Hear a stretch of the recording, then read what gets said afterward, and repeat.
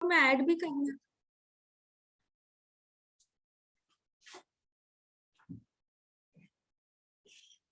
आपके हिसाब से अगर वो अप्रूवल सेल्स थी तो हमने उसकी एंट्री क्या कर दी होगी, ये बताइए, उसके हिसाब से समझते हैं उसको। मान लीजिए हमने अप्रूवल सेल्स की गुड्स को अप्रूवल पे दिया, तो दिया, ठीक है, तो उसमें हमें एडजस्टमेंट करने की जरूरत पड़ती क्यों है, हमें क्यों पड़ रही है एडजस्टमेंट करने की, क्या समस्या, मतलब जरूरत क्यों पड़ रही है, ऐसे समझे इस चीज को। क्योंकि सर वो अभी एक्चुअली हमारी सेल हुई नहीं है, लेकिन हमने मान लिया वो। हाँ, यस, बिल्कुल सही। मतलब ये है कि वो हमारी सेल नहीं हुई है और हमें एडजस्टमेंट इसलिए करना पड़ता है क्योंकि हमने उसको एक्चुअल सेल्स की तरह लिख दिया, अभी वो एक्चुअल सेल है ही नहीं। अच्छा, हमने एक्चुअल सेल्स की एंट्री की होगी तो क्या की होगी, ये बताएं। अगर हमने उसको एक्चुअल सेल माना होगा तो हमने एंट्री क्या की होगी, debtors account debit to sales. Debtors account debit to sales. अब इसको अगर हमें रिवर्स करना है तो डेटर से भी माइनस होगा बैलेंस शीट में और सेल्स से भी माइनस होगा, एक बात तो ये हो गई, ये बात क्लियर है। Yes sir. अगर गुड्स हमारे बिके नहीं तो वो किसका हिस्सा होने चाहिए, हमारे स्टॉक का हिस्सा होना चाहिए। इज दैट ओके, हमारे, यस सर। लेकिन जब वो गुड्स हमारे यहाँ पड़े ही नहीं थे। अच्छा, मैंने आपको ये बताया है कि बिजनेस के अंदर स्टॉक कैसे लिया जाता है, ये हमेशा ध्यान रखिएगा कि आगे भी आपको ये जो मैं बात बता रहा हूँ काम आएगा, क्योंकि कई बार ऐसा होगा, आप अभी ट्वेल्थ में देखेंगे, आप बाकी ग्रेजुएशन में भी देखेंगे कि स्टॉक से रिलेटेड कुछ ऐसे एडजस्टमेंट्स आएंगे, जब तक आप इस चीज को नहीं समझेंगे कि एक्चुअल में स्टॉक लिया कैसे जाता है, तब तक आप उस एडजस्टमेंट को सही से नहीं कर पाएंगे। एक्चुअल में स्टॉक कैसे लिया जाता है कि हम फिजिकली माने एक्चुअल में गिनते हैं कि दुकान में कितना सामान रखा है, उसकी लिस्ट बनती है, एक्चुअल में गिने जाते हैं। तो जो सामान हमारी दुकान में उस समय नहीं रहा होगा, वैसे तो एक्चुअल में रियल लाइफ में क्या होता है, आपने कई बार अगर देखा हो कि 31 मार्च को कभी आप किसी कुछ दुकानें ऐसी होती हैं वो 31 मार्च को कह देती है भाई अभी हम सेल नहीं कर पाएंगे, अभी तो स्टॉक टेकिंग चल रहा है, आधा दिन, कोई कोई पूरा दिन नहीं करते, तो एक एक चीज को गिना जाता है। अगर वो उस दिन नहीं गिनेंगे तो उनको बाद में गिनना पड़ेगा, गिनना तो पड़ेगा।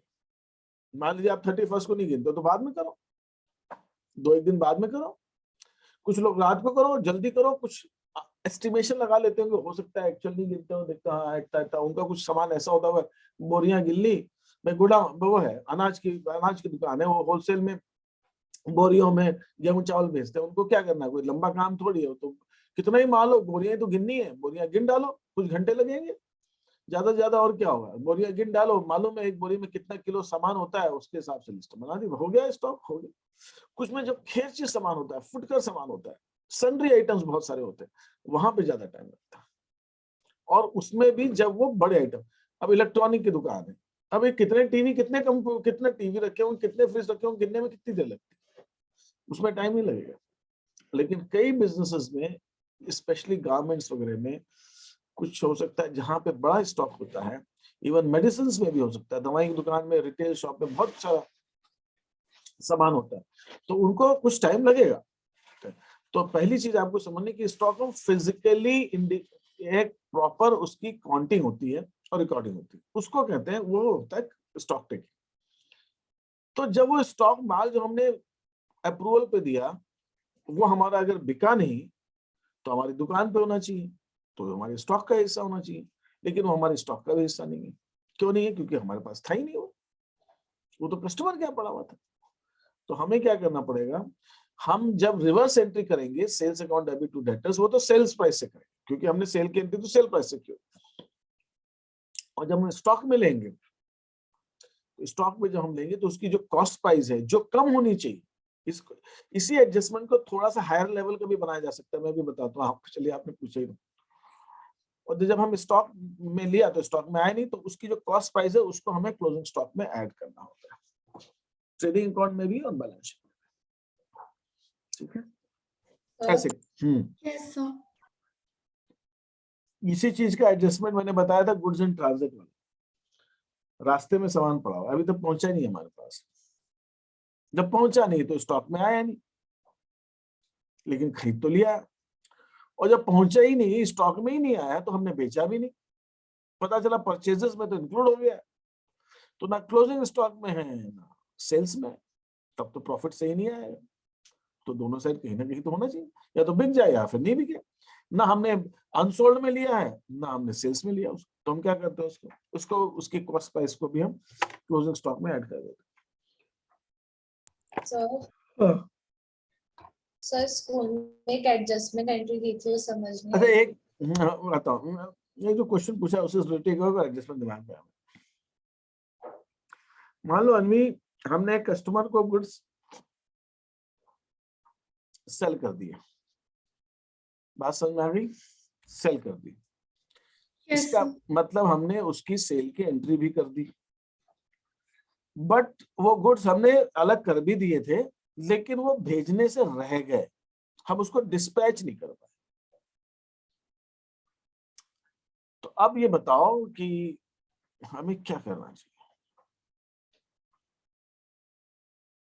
सर सेल्स को रिवर्स कर देना चाहिए। हमने माल बेचा नहीं क्या उसको? यस सर, बेच दिया है। तो फिर उल्टा क्यों कर रही हो? वो तो बेच दिया ही है ना हमने, माल तो बेचा ही है, बस भेजना रहेगा। वो भेजा नहीं, जब भेजा नहीं तो हमारे स्टॉक में आ गया, एक डबल हो गया ना, सेल्स में भी आ गया, स्टॉक में भी आ गया। तो सेल्स तो ठीक है, स्टॉक से कम करो उसको, यस सर। हमारा स्टॉक थोड़ी है भाई, तो वो अपने स्टॉक में जोड़े, वो अपने परचेजेस है, हमने तो बेच दिया, भेजना नहीं रहे, भेजने से रह गया, भेज देंगे, उसमें क्या दिक्कत है। हम सेल्स क्यों रिवर्स करें? सेल्स रिवर्स करने मतलब फिर हम उसको मतलब हमारी बिक तो गया ही है, सामान बिक गया है हमारा, हमने बेच दिया उसको, सिर्फ भेजने से रह गया। Is that okay? Yes sir. हाँ बोलो मीका, तुम क्या एडजस्टमेंट पूछ रही हो? सर एक एंट्री दी थी स्कूल में हम लोग को, मतलब एक क्वेश्चन दिया था कि old machinery sold for 2000 to Manish was recorded through sales book as rupees 18,000 and posted to credit of Manish as rupees 1200. ये रेक्टिफिकेशन का है ना? यस सर, रेक्टिफिकेशन का। पूरा इसको सर मुझे समझ नहीं आया, इस पे सस्पेंस अकाउंट किसके लिए बनेगा? समझ गया, तुम पूरा बताओ उसको फिर से। Yes sir. ओल्ड मशीनरी, एक सेकंड, हाँ, old machinery sold for rupees 2000 to Manish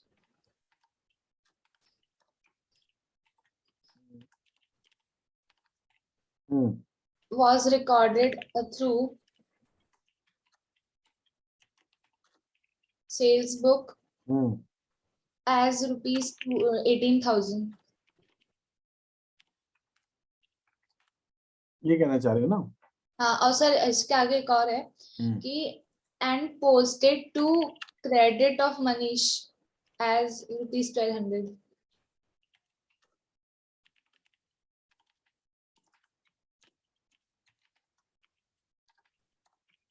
1200 sir. यही है? Yes sir. ठीक है, 18,000 ये है? हाँ सर, 18,000 ही है। हाँ, और बाकी कोई एक बार चेक कर लो, इसमें कुछ चेंजेस तो नहीं है? पूरा यस स्टेट सर, पूरा एकदम यस सही है, ऐसे ही है? ठीक है। अब पहले तो हम इसको ये देखते हैं कि हमको इसकी करेक्ट एंट्री करनी क्या थी। सर अगर ओल्ड मशीनरी 2000 के लिए बेची है मनीष को, तो उसकी एंट्री होनी चाहिए थी Manish's account debit to machinery account.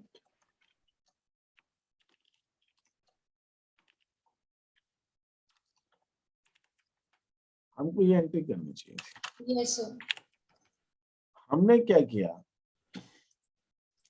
हमने जो रॉन्ग एंट्री की,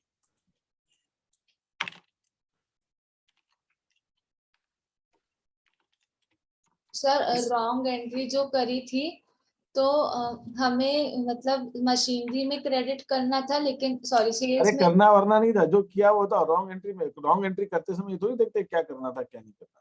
हाँ रॉन्ग सर, एंट्री रॉन्ग करने में जो रॉन्ग किया बस वो बताते हैं। हाँ बताइए। सर सेल्स बुक में 18,000 कर दिया रिकॉर्ड। जब सेल्स बुक में रिकॉर्ड कर दिया तो सेल्स बुक से में एंट्री क्या होती है, सेल्स बुक में रिकॉर्ड करने की एंट्री क्या होती है? सेल्स बुक में हमने एंट्री कर दी मनीष को माल बेचा, तो उसकी एंट्री क्या होगी? Sir Manish account debit to sales account. Manish account debit. हमने अगर सेल्स बुक में लिखा तो हमारी एंट्री होनी चाहिए थी Manish account debit to sales account. अगर मैं उसकी जनरल एंट्री बनाऊं तो जनरल एंट्री बनेगी Manish account debit to sales account, अगर हमने उसको सेल्स बुक में किया। लेकिन ऐसा हुआ नहीं। ऐसा क्यों नहीं हुआ? क्योंकि हमने मनीष को भी क्रेडिट कर दिया। भाई सेल्स तो क्रेडिट किया 18,000 से, तो पता है हमको wrong entry, at least wrong entry तो ये तो रॉन्ग एंट्री होनी चाहिए थी, ये नहीं हुई।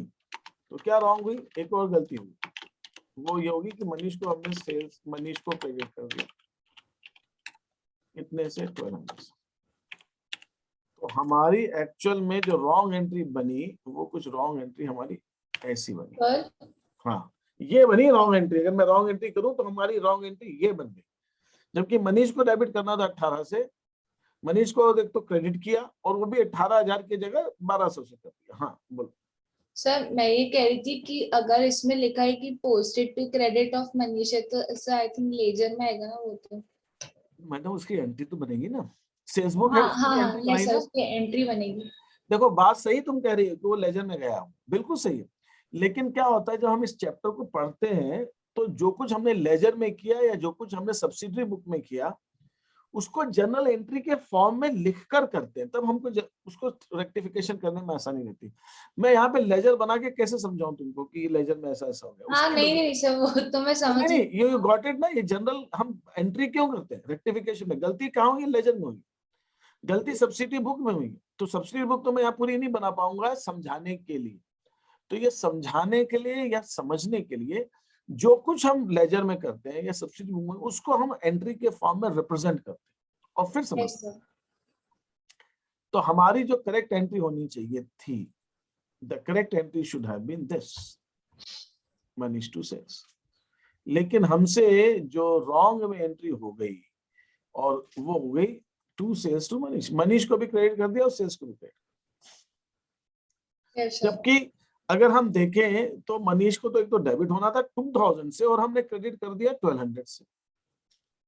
अब मैं आपसे बोलता हूं कि अब मुझे मान लीजिए यहाँ पे रेक्टिफिकेशन एंट्री करनी है। I have to do rectification.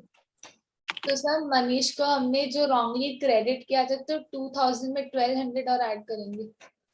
अब मनीष को जब मैं डेबिट करूंगा तो मैं मनीष को डेबिट करूंगा 3200। यस सर बिल्कुल। दूसरा सेल्स अकाउंट को तो क्रेडिट करना ही नहीं था, उसको जबरदस्ती सेल्स को रॉन्गली क्रेडिट किया है तो उसे डेबिट करेंगे।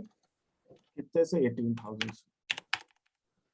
फिर मशीनरी अकाउंट को क्रेडिट करना था 2000 से, वो तो किया ही नहीं, तो अब कर दो भाई मशीन को क्रेडिट।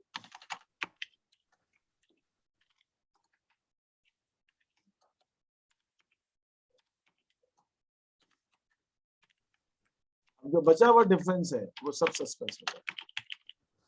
तो सर यार रॉन्ग एंट्री के डेबिट में सेल्स सस्पेंस अकाउंट आएगा क्या?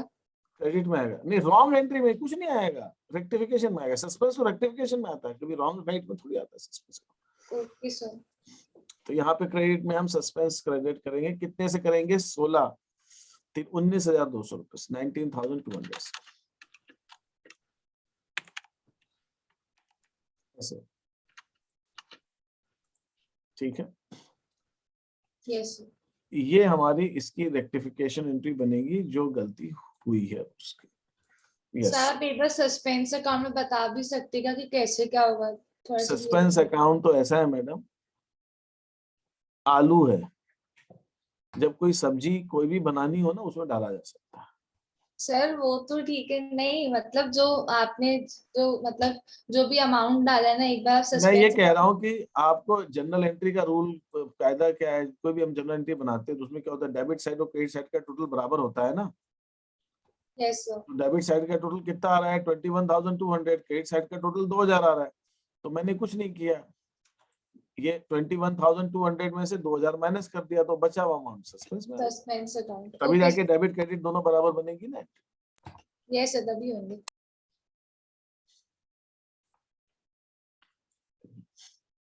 और बताएं क्या डाउट्स है, और इसके अंदर अभी कोई भी टॉपिक का डाउट है तो कर लीजिए। और फिर उसके बाद हम आगे का देखते हैं। अच्छा मीका, मैं भूल जाता हूँ भाई, तुम्हारी मम्मी का वो एक छोटा सा पेमेंट बचा हुआ है भाई तुम्हारा। सर सॉरी सर, मैं एक्चुअली मम्मी को भी याद नहीं रहता, मैं भी बताना भूल जाती हूँ। तो तुम अब भी बता देना। अभी बता दूं सर कितने का पेमेंट है? 3,000 का पेमेंट बचा हुआ, वो एक तुम्हारा नाम पे दिखाया जा रहा है, उसको बस बार बार वही हो रहा है। लिस्ट सबकी कंप्लीट होगी, तुम्हारा नाम पे नहीं सर, एक्चुअली मैं क्या हुआ अभी है, मैं तुमको बता, उसका रीजन भी बता देना मम्मी को कि पहले 2 सब्जेक्ट की बात हुई थी तो टोटल 26 फीस की बात हुई थी, तो उन्होंने आधी फीस भेज दी थी तुरंत कैश, तो 13 हुई। लेकिन बाद में अपन ने सिर्फ अकाउंट्स रखा, तो अकाउंट्स की फीस 16 है, दूसरे सब्जेक्ट की कम थी, तो वो एडजस्ट होके 26 तो 16 है, तो उसमें 13 ना आया, तो 3,000 बस बचा है ना। सर। सर लेकिन जैसे मैं दूसरे सब्जेक्ट से डाउट्स तो पूछ सकती हूँ ना? ऑफ कोर्स, मैं उसमें डाउट पूछने में कोई दिक्कत थोड़ी हाँ ये सर। है ना। ठीक है, okay, thank you sir. Welcome welcome.